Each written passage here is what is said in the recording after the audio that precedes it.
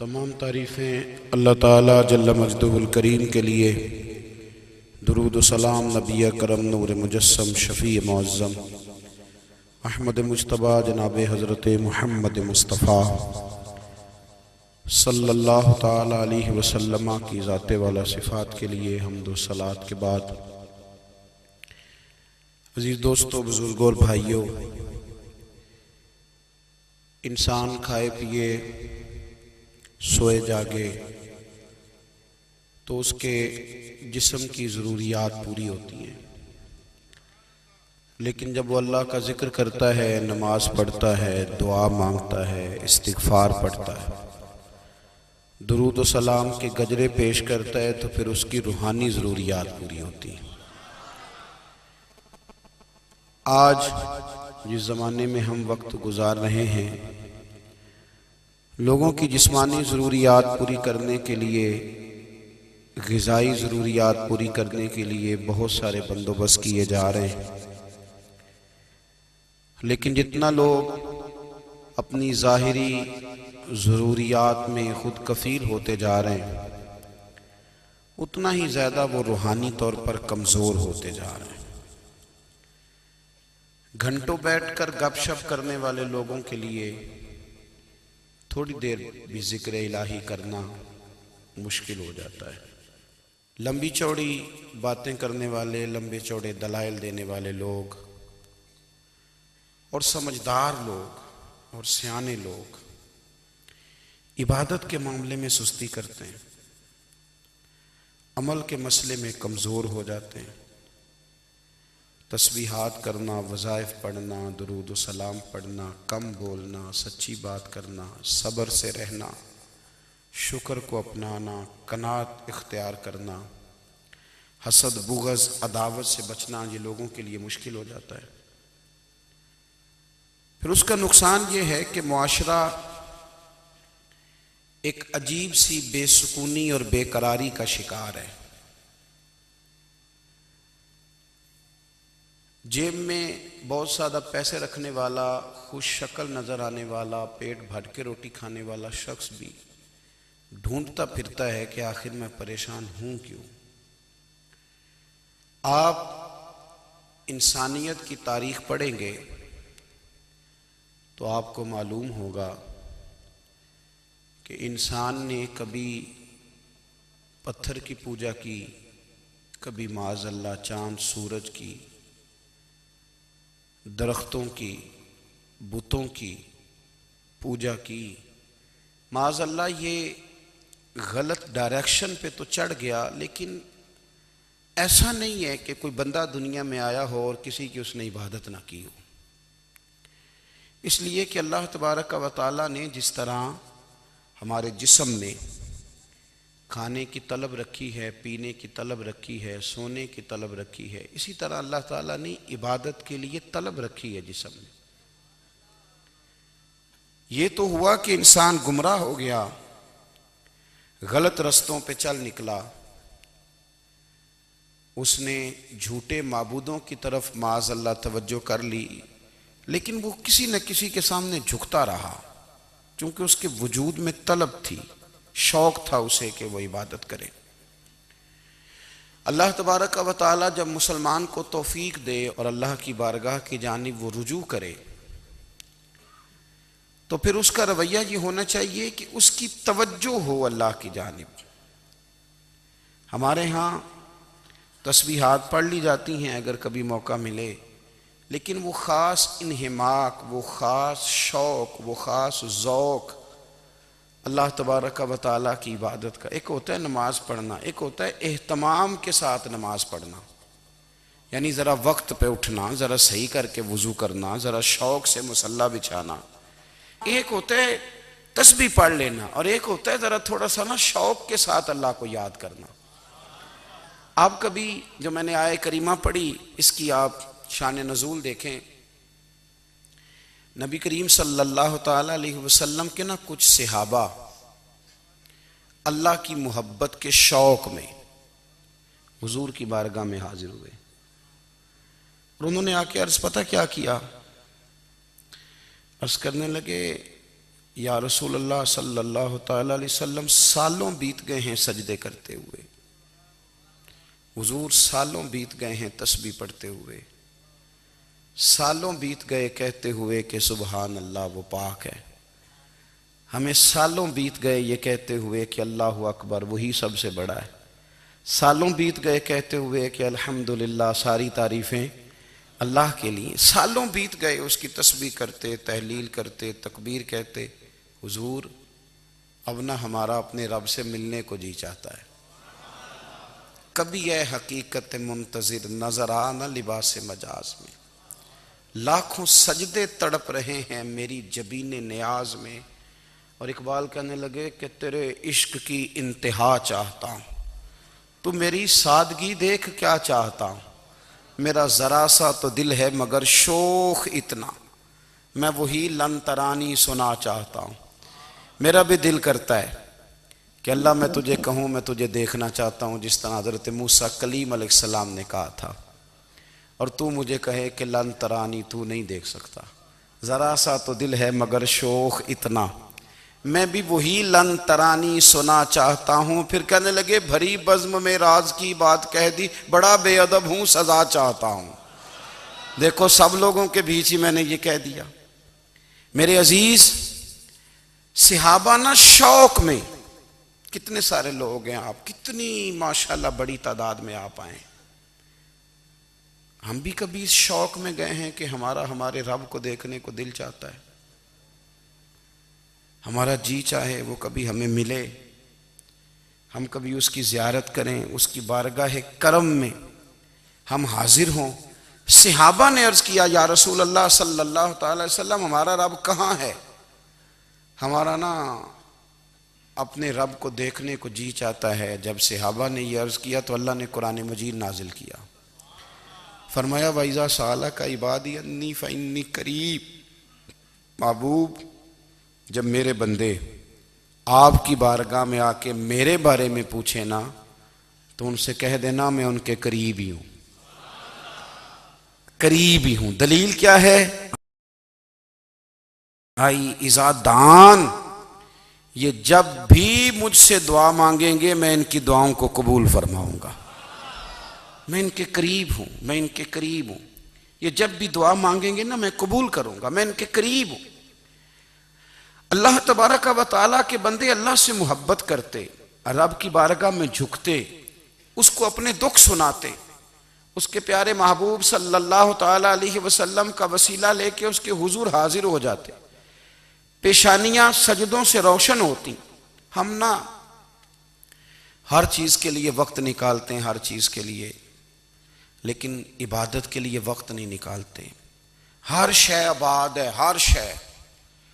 हमारी फेसबुक भी आबाद है, व्हाट्सअप भी आबाद है, हमारे ट्विटर भी आबाद हैं, हमारी हर चीज़ आबाद है। सबसे कम आबाद हमारा मुसल्ला रह गया है, सबसे कम। वो लोग अब ढूंढने से मिलते हैं जिनकी बगल में मुसल्ला होता था।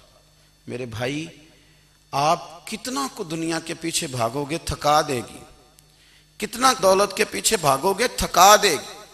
आप जब अपनी जिंदगी में जमा तफरीक करोगे ना, तो मरते वक्त एहसास होगा कि सारा कुछ तो लोगों के लिए किया, अपने लिए तो कर ही कुछ नहीं सके।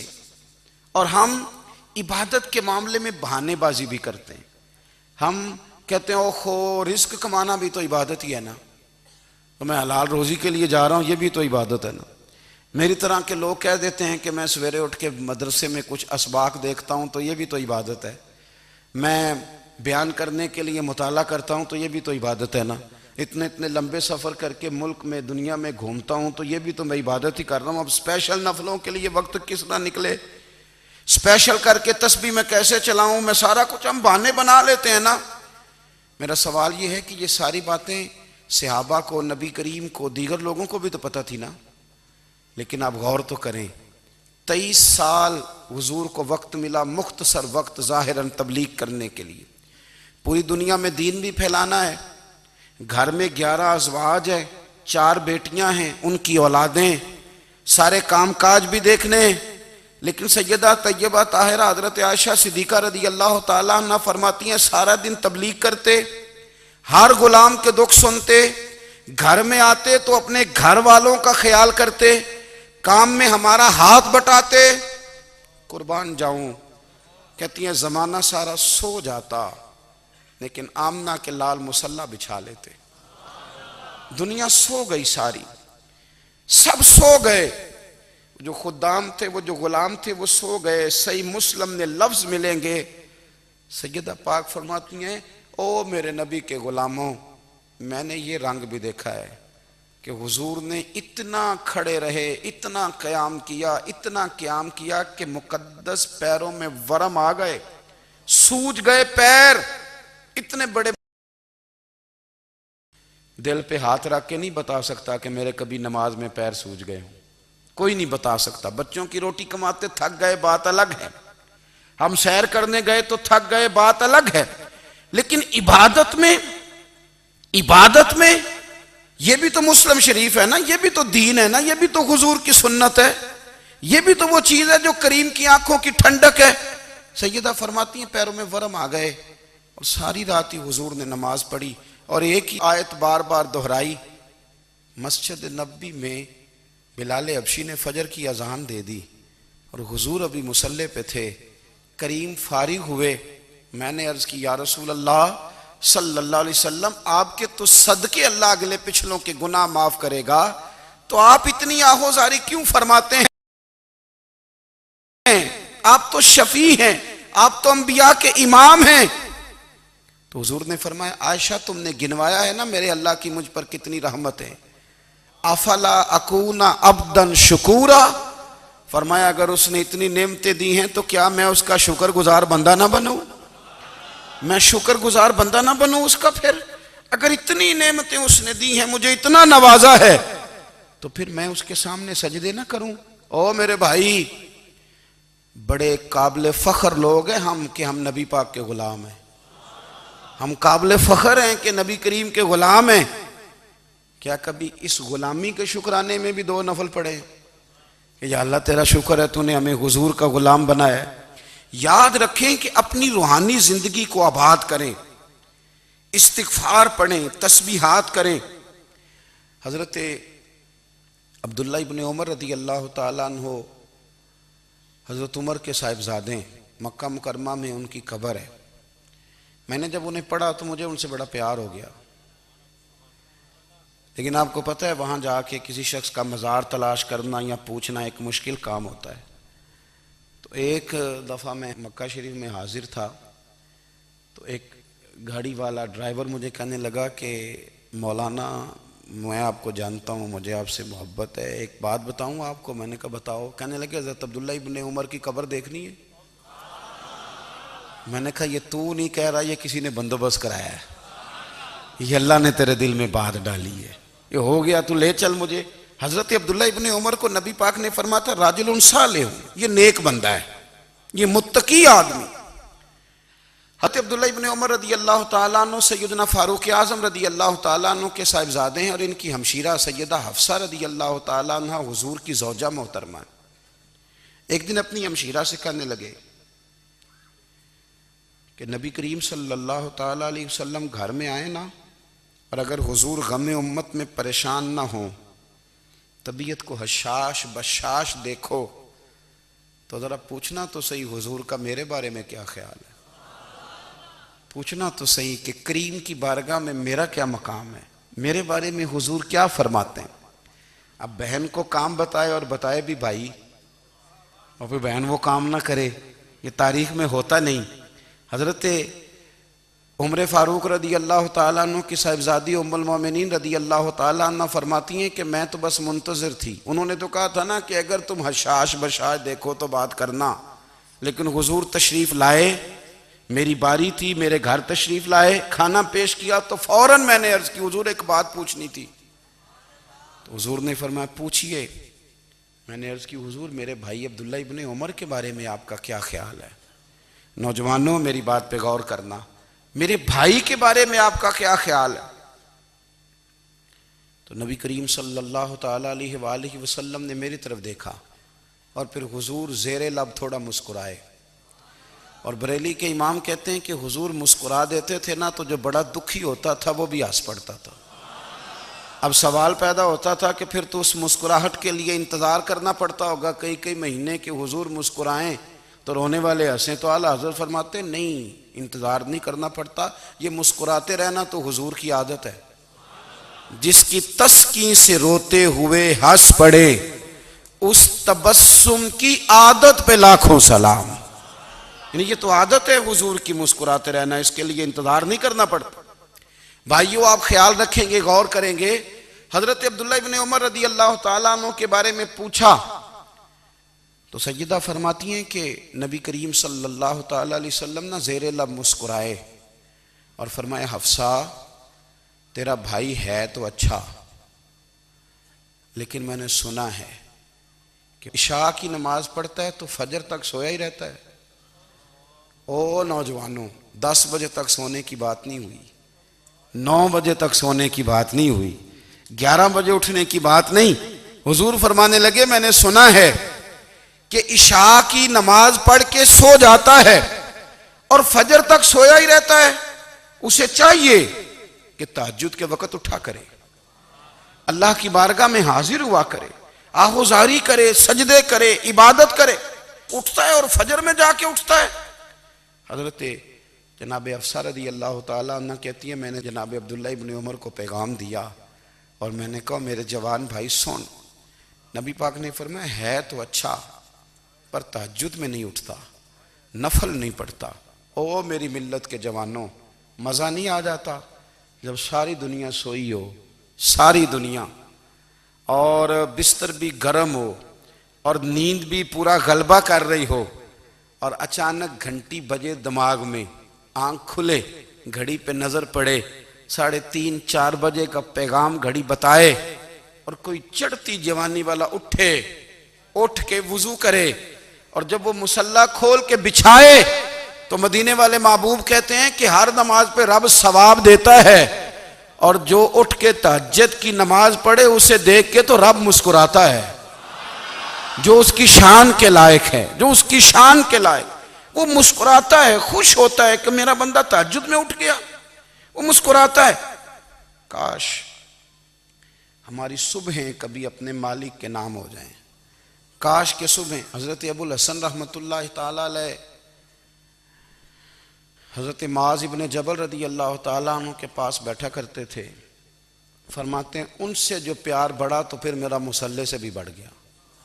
ताबी हैं, फरमाते हैं सहाबी रसूल से मोहब्बत हुई तो जिक्र से भी हो गई, फिर दुरूद शरीफ से भी हो गई। मोहब्बत उनसे बढ़ी तो फिर अल्लाह ने मस्जिद का प्यार भी बढ़ा दिया।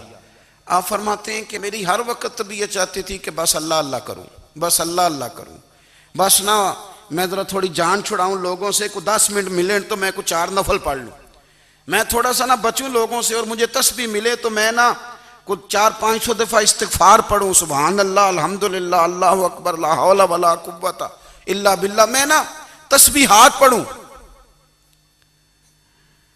फरमाते हैं कि बच्चे थे घर में 6-7, गुर्बत थी, काम मिलता कोई नहीं था और मैं काम चोर नहीं था, काम ढूंढता था, पर अल्लाह की कुदरत के काम नहीं मिलता था।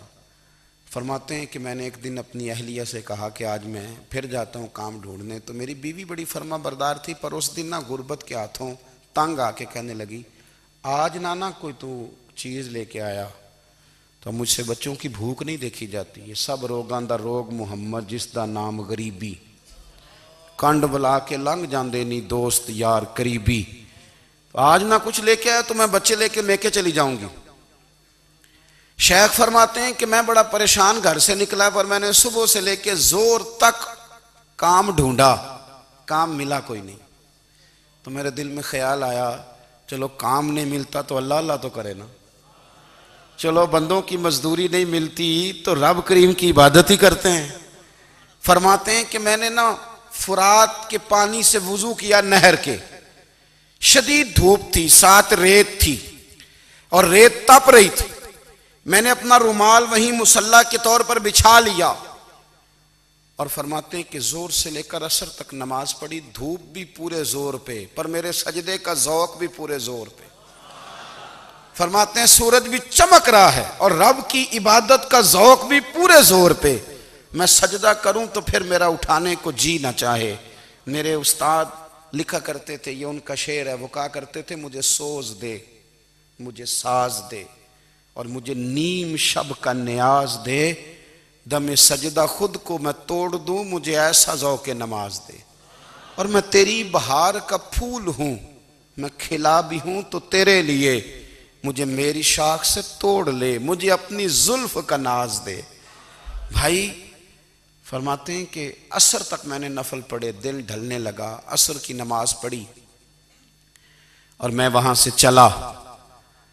अब मैं जब निकलने लगा तो दिल में ख्याल आया कि छोटी छोटी दीवारें हैं घर की, बगैर कुछ लिए जाऊंगा तो बीवी दूर से देखेगी तो शोर करेगी कि फिर खाली हाथ आ गया है।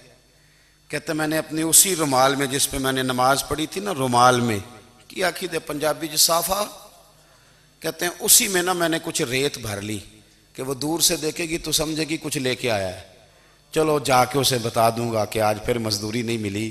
कहते हैं वो रेत लेकर जब मैं घर में गया तो पहले बीवी दरवाजे पे खड़ी होती थी, पूछती थी खाली हाथ आ गए हो? आज मैंने देखा तो है ही कोई नहीं। फरमाते मैं अंदर दाखिल हुआ, सलाम लिए, कोने में मैंने वो रुमाल रख दिया और मैंने आवाज दी कि भली मानस कहाँ हो? तो वो कहने लगी आप मुंह हाथ धो ले, मैं रोटी लेके आई। मैंने कहा रोटी कहां से आ गई? यहां तो कई दिनों के फाके, तो कई दिनों की गुर्बत है, यहां तो इस घर में तो फकीरी है। फरमाते हैं कि वो रोटी लेके आई और उस वक़्त की जो मौजूदा नेमतें थी, समझ लें सलाद अचार हर चीज साथ लाई। मैंने कहा कि बच्चे कहाँ गए? कहने लगी वो खाना खा के खेलने गए, आप खाना खा लें आ जाते। खाना उसने चुन दिया। मैंने हैरत अंगेज लहजे में सारी नेमतें अपने दस्तरखान पे देख करके बीवी से पूछा ये कहां से आया खाना? बच्चों को तूने कहां से खाना खिलाया? ये सारा कुछ कैसा है? तो कहने लगी पता नहीं आज आप किस करीम की मजदूरी करने चले गए थे, पता नहीं किस करीम की। मेरे घर में तो इतनी नेमतें आई हैं कि मुझसे संभाली नहीं जा रही, इतना अनाज है, इतना गंदुम है, किस करीम के दरवाजे आज चले गए थे? ये कहते कहते वो उठी और उठ करके कहने लगी पहले बड़ा कुछ आया था, अब क्या ले आए हो? और जा करके ना उसने वो रेत वाला रुमाल खोला। कहने लगे मैं तो लेके आया था रेत, तो मेरे रब ने उसे भी सोने और हीरे बना दिया था। जब आपकी तवज्जो अल्लाह की जानी, मेरे नबी पाक सल्लल्लाहु ताला अलैहि वसल्लम ने फरमाया हर चीज अपने रब से मांग, हर चीज मांग, हर चीज मांग। या रसूलल्लाह क्या कुछ? मेरे महबूब ने फरमाया तेरे घर में नमक भी खत्म हो जाए तो वो भी अपने रब से मांगा कर। तू मांगना, वो तुझे देगा। तो उसकी बारगाह में कशकोले तलब दराज तो करना। और तिरमिजी शरीफ में अजीब लफ्ज है, रसूल कायनात ने फरमाया, रब करीम फरमाता है जब मेरा बंदा हाथ उठाता है ना तो मुझे हया आती है कि मैं खाली कैसे लौटा दूं इसके। इतने बड़े बादशाह की बारगाह में। ओ भाई, लोगों से इज्जतें तलाश करते हो तो वो क्या तुम्हें इज्जत देंगे? वो तो कल अच्छा कहते हैं, परसों बुरा कहने लग जाते हैं। लोगों के सामने गुड बुक में आना चाहोगे तो वो तो सवेरे तुम्हारे बारे में कुछ कहेंगे, शाम कुछ और कहेंगे। अपनी रूहानी जिंदगी आबाद करें, अपने मुसल्ले को वक्त दें और दुनिया से छुप कर, इस मोबाइल को बंद करके और अपने आप से भी छुप के और तन्हा होके छुपा के सारा कुछ अपने आंसू अपने रब की बारगाह में पेश करें, उसके हुजूर हाजिरी दें। सुनो ना तिरमिजी की हदीस और इसे याद रखना। नबी पाक अलैहिस्सलाम ने फरमाया अपने दुख लोगों के सामने ना बयान करना, सेठों नवाबों को ना बताते फिरना, दुनियादारों के सामने जाके ना रोना कि मैं तकलीफ में हूं। फरमाया अगर दुनियादारों को दुख बताओगे रब तुम्हें कभी गनी नहीं करेगा। और लोग हैं कि उल्टा मजाक उड़ाएंगे। आपकी जिससे बड़ी पक्की यारी है ना, पक्की, वो तब तक पक्की है जब तक आपने 50,000 मांगा नहीं। और जिस वक्त आपने कह दिया कि मैं मजबूर हूं मेरी मदद कर, तो फिर खत्म हो गई दोस्ती। लोगों के ताल्लुकात आपके साथ तब तक हैं जब तक आप उनसे कोई जरूरत वाबस्ता नहीं करते। करीम महबूब फरमाने लगे बंदों के सामने दुख ना बयान करना, अल्लाह तुझे कभी गनी नहीं करेगा। तो अपने दुख अपने रब को बता, तू दुआएं मांग, तू उसकी बारगाह में हाजिर हो, तू उसके हुजूर अर्ज कर। फरमाया अपने दुख अपने रब को बता, वो जल्दी करे या देर से करे तुझे सारी दुनिया से बेनियाज कर देगा, तुझे किसी का मोहताज नहीं रहने देगा। अपने मुसल्ले को, अपनी दुआओं को। एक बुजुर्ग फरमाते हैं, मैंने दुआ मांगने का तरीका अपनी बीवी से सीखा। दुआ मांगने का तरीका अपनी, सीखने वाले तो अपने बच्चों से भी सीख लेते हैं, सीखने वाले तो हर एक से सीखते हैं। वो कहते हैं मैंने दुआ मांगने का सलीका अपनी बीवी से सीखा है। हजरत वो किस तरह? फरमाने लगे मेरी बीवी ने ना मुझे कोई काम बताया, कुछ पैसों की ज़रूरत के लिए कहा, तो मैंने उसे कहा कि भाई अभी मेरे पास नहीं है, कुछ दिनों में आते हैं तो मैं दे दूंगा। औरतों की आदत होती है, वो बार बार याद कराती हैं। 2-4 दिनों के बाद फिर उसने कहा, हजरत वो मैंने कहा था कुछ पैसे, मैंने उसे कहा कि अभी मेरे पास नहीं है, कुछ दिनों में मिलते हैं तो मैं तुम्हें दे दूंगा। उसने कुछ दिनों के बाद फिर कहा, हुजूर वो मैंने कुछ पैसे कहे थे। फरमाते मैंने डांट दिया, मैंने कहा कि क्या तू रोज मुझे शर्मिंदा करती है, कहा ना मेरे पास नहीं है, होंगे तो दे दूंगा, तू रोज याद कराती है। फरमाते उसने पहले तो मेरी डांट को सहा, फिर मेरे सख्त जुमलों ने उसकी आंखों में आंसू पैदा कर दिए, फिर उसने अपने आंचल में अपने उस दुख को समेटा और फिर उसने एक जुमला कहा तो मैं रो पड़ा और मुझे अपने रब से मांगने का तरीका आ गया। मुझे कहने लगी, हजरत जी आपने डांट दिया, मैंने सह लिया, पर आप ही मेरे शौहर हैं, बताएं ना, आपसे न कहूं तो मैं किस से जाके कहूं। फरमाते हैं मैं रो पड़ा और मैं खुल के रोया और मैं तड़प के रोया और फिर मेरी सिसकियां बंद गईं। तो मुझे कहने लगी आपको क्या हुआ? मैंने कहा मुझे भी दुआ मांगनी आ गई है। जब मैं उसे कहूंगा ना अल्लाह तू ही मेरा रब है, मैं तुझसे ना कहूं तो मैं किससे जाके कहूं, मैं क्यों किसी बंदे से सवाल करूं, मैं क्यों किसी दुनियादार से कहूं, मैं तेरे बंदों का, नेक बंदों का वसीला लेके, तेरे महबूब की गुलामी लेके तेरी बारगाह में आया, तुझसे ना मांगूं तो किससे मांगूं। समझ आ गई है, जब मैं इस रंग में मांगूंगा तो फिर रब मेरे ऊपर बड़ा ही फजल फरमाएगा, वो मेरे ऊपर बड़ी रहमत करेगा, वो मेरे लिए आसानियां करे। अजीज दोस्तों, हम इस तरह करने लग गए हैं कि हमने ना अपने ताल्लुकात पर एतमाद करना शुरू कर दिया है। मेरे ताल्लुकात बहुत हैं, हमने अपनी दौलत पर एतमाद करना शुरू कर दिया है, मेरे पास दौलत बहुत है। हमने अपने इल्म पर, अपनी शोहरत पर एतमाद करना शुरू कर दिया है कि मेरे पास फलां चीज बहुत है। याद रखना, जब बेनियाज अपनी सिफ्ते बेनियाजी दिखाता है तो बड़ी बड़ी दौलतों वाले मजबूर नजर आते हैं। भाइयों, जब इंसान का रिश्ता अपने मालिक के साथ होता है फिर तो गम भी कुछ नहीं कहते, परेशानियां भी कुछ नहीं कहती, फिर तो जिंदगी सब्र वाली, फिर तो जिंदगी तवक्कुल वाली, फिर तो जिंदगी भरोसे वाली। फिर इंसान अपने आप को रुसवा नहीं करता, दुनियादारों से उम्मीदें उसकी खत्म हो जाती, उम्मीदें अल्लाह रसूल से लगा लेता है, मजबूत हो जाता है, मजबूत, ताकतवर हो जाता है, खुददार हो जाता है, बावकार बाइज्जत हो जाता है। हजरत बहलोल दाना रहमतुल्लाह अलैह बैठे थे तो हारून रशीद हज करके आ रहा था, तो रस्ते में हजरत शेख से मुलाकात हो गई। तो अस्सलामु अलैकुम के बाद कहने लगा, हुजूर कोई हुक्म हो तो बताइएगा। तो हजरत बहलोल दाना फरमाने लगे, तेरा रब कौन है? उसने कहा अल्लाह। तो फरमाया मेरा कौन है? कहा अल्लाह। फरमाने लगे तो बड़ा ही बेवकूफ है, क्या तू ये समझता है कि रब हारून रशीद को तो देगा और बहलोल दाना को भूल जाएगा? तेरा भी वही रब है, मेरा भी वही रब है। उसने अगर तुझे दे के आजमाया है तो हो सकता है मुझे ना दे के आजमा रहा हो। जब उसकी हिकमत के तकाजे होंगे तो अता करेगा और देगा। तू जा अपना काम कर। भाई, अपनी रूहानी जिंदगी, अपनी इबादत, अपने वज़ाइफ, अपने रोजमर्रा के मामलात, अपनी दुआएं, अपना इस्तिगफार। देखो, कोई मुश्किल काम तो नहीं, 2 रुकू हैं सूरह वाक़िया की, अगर रात को पढ़ ली जाए तो। मैं किस तरह ये बात बयान करूं कि तवीज़ बांटना आसान है और वजीफा बताना मुश्किल है। सारा दिन तवीज़ बांटें तो लोग लेने को तैयार हैं, और अगर आप वजीफा बताएं तो कहते हैं तो मुश्किल काम है।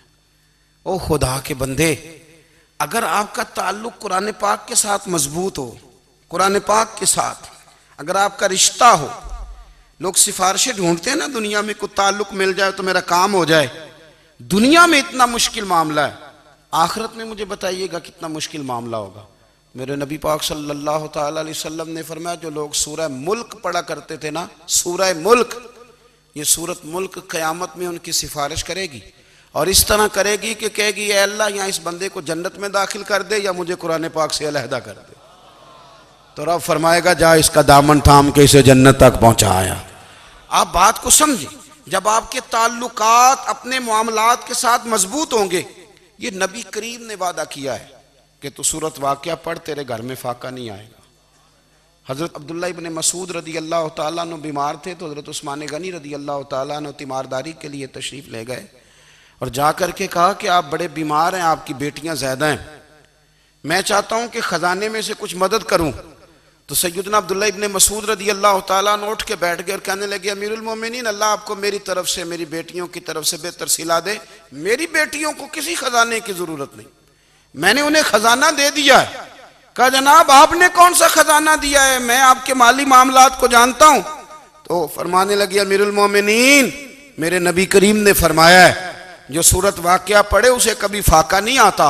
मैंने बेटियों को याद करा दी है, ये खजाना मैंने उन्हें दे दिया है। वो सारे वालिदैन सुने जो बेटियों के लिए परेशान रहते हैं। हजरत अब्दुल्ला इब्ने मसूद नसीहत कर रहे हैं, फरमाने लगे मैंने सूरत वाक़या याद भी करा दी है, पढ़ने की आदत भी डाल दी है। हुजूर ने फरमाया है जो सूरत वाक़या पढ़े उसे फाका नहीं आता। कहने लगे चांद तो अपनी जगह छोड़ सकता है, सूरज गिर सकता है, तारे टूट सकते हैं, पर मदीने वाले रसूल की बात गलत नहीं हो सकती। हुजूर ने फरमाया फाका नहीं आएगा तो इंशाअल्लाह कभी भी नहीं आएगा। करने का काम यह है कि हम अपने मामलात, अपनी इबादत, अपनी दुआएं, कभी 10 मिनट आदत हो जाए ना दुआ मांगने की अलहदा से रात को। हुजूर ने फरमाया जो फ़र्ज नमाज के बाद दुआ मांगे अल्लाह उसकी कबूल कर लेता है। नबी पाक सल्लल्लाहु ताला अलैहि वसल्लम ने फरमाया अल्लाह मुसाफिर की दुआ कबूल फरमाता है। हुजूर ने फरमाया अल्लाह मजलूम की दुआ कबूल फरमाता है। हुजूर ने फरमाया बीमार से दुआ कराओ अल्लाह उसकी दुआ कबूल फरमाता है। मेरे नबी पाक ने फरमाया माँ बाप जब भी औलाद के लिए हाथ उठाएं, वैसे तो बुल्ले शाह तो आसमानी उड़दियां ही फड़ दें, जेड़ा घर बैठा उन्होंने बड़े ही नहीं। हुजूर फरमाने लगे माँ बाप जब भी औलाद के लिए दुआ फरमाएं अल्लाह उनकी दुआ को कबूल करता है। आप अपना ताल्लुक बनाएं दुआ के साथ, इबादत के साथ, मुसल्ले के साथ रिश्ता बनाएं, इस्तिगफार पढ़ें। सलाहुद्दीन अय्यूबी सलेबी जंगों में थे, रात को मस्जिद अक्सा में नमाज पढ़ी तो परेशान थे। एक बुजुर्ग से मुलाकात हुई तो वो कहने लगे कि आप बड़े परेशान हैं। कहने लगे हुजूर परेशान इसलिए हूँ कि पहले ही मुसलमान कमज़ोर है, अब मैंने सुना है दुश्मन का एक बहरी बेड़ा वो जंगी सामान से भरा हुआ आ रहा है, तो अब उनके पास और तलवारें और नेज़े आ जाएंगे, मुसलमानों के पास पहले ही वसाइल की कमी है, परेशान हो किस तरह करके मुकाबला करेंगे। ये बात कहते ही सलाहुद्दीन अय्यूबी ने बुजुर्गों से कहा हुजूर आप भी दुआ करना, दुआ की बड़ी ताकत है। मेरे नबी पाक ने फरमाया दुआ मोमिन का हथियार है, दुआ मोमिन का, दुआ मोमिन का। हुजूर ने फरमाया तकदीर को स्वाए दुआ के कोई चीज नहीं बदल सकती। दुआ मोमिन का हथियार है, ये काफिर के पास कोई नहीं, ये हथियार है मोमिन का। अल्लाह करे आपको समझ आए, फिर सुने कई बार कह चुका हूं, ये हथियार है। काफिर के मुकाबले में जो तेरे पास सबसे बड़ा हथियार है वो दुआ है। दुआएं करानी छोड़ दी, करनी छोड़ दी, लेनी छोड़ दी। हजरत सैयदना अनस बिन मालिक रदी अल्लाह तआला अन्हु फरमाया करते थे मैंने वो रंग देखा है जब हुजूर दुआ मांगते थे और हुजूर की मुकद्दस आंखों में आंसू भी साथ ही बहा करते थे, मैंने वो अंदाज देखा है। तो सलाहुद्दीन अय्यूबी बुजुर्ग से कहने लगे आप भी दुआ कीजिए, और खुद रोने लगे और सर सजदे में रख के रोने लगे और इशा से लेकर फजर तक रोए, खूब रोए। सुबह वो बुजुर्ग आए तो सलाहुद्दीन अय्यूबी का खूबसूरत और हंसता हुआ चेहरा देखा। कहने लगे आप बड़े खुश हैं, रात तो मैंने बड़े रोते हुए देखा था। तो कहने लगे हुजूर वो जो बहरी बेड़ा आ रहा था ना वो पानी में डूब गया है, अब वो नहीं आ रहा, अभी खबर आई है तो मैं बड़ा खुश हूं। बुजुर्ग कहने लगे उठ सीने से लग, और सोने के बाद वो बहरी बेड़ा पानी में नहीं डूबा, वो तेरे आंसुओं में डूब गया है। वो जो तू रात रोया है ना रब करीम की बारगाह में, तो वो डूब गया है। भाई अपना मुसल्ले का, इबादत का, वज़ाइफ का, अल्लाह अल्लाह का सिलसिला उसको मजबूत करें। अपनी दुआओं के ताल्लुक़ को मजबूत करें। दुआएं बड़े इनकलाब बर्पा कर देती हैं।